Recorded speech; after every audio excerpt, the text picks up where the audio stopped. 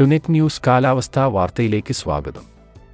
കേരളത്തിൽ 4 ദിവസം താപനിലയിൽ വർധനവുണ്ടാകാൻ സാധ്യതയെന്ന് സ്വകാര്യ കാലാവസ്ഥാ നിരീക്ഷണ വിഭാഗമായ മെറ്റ്ബീറ്റ് വെതർ. പാലക്കാട്, മലപ്പുറം, കോഴിക്കോട് ജില്ലകളിലും തെക്കൻ ജില്ലകളിലുമാണ് ഉയർന്ന താപനിലയ്ക്ക് സാധ്യതയുള്ളത്.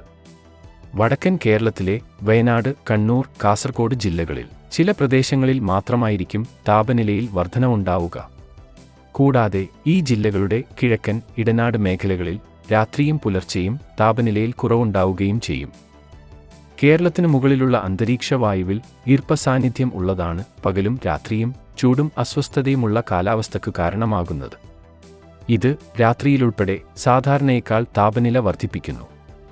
അതേസമയം ചിലയിടങ്ങളിൽ ഭാഗികമായോ പൂർണ്ണമായോ മേഘാവൃതമായ അന്തരീക്ഷത്തിനും ഈർപ്പസാന്നിധ്യം കാരണമാകുന്നു.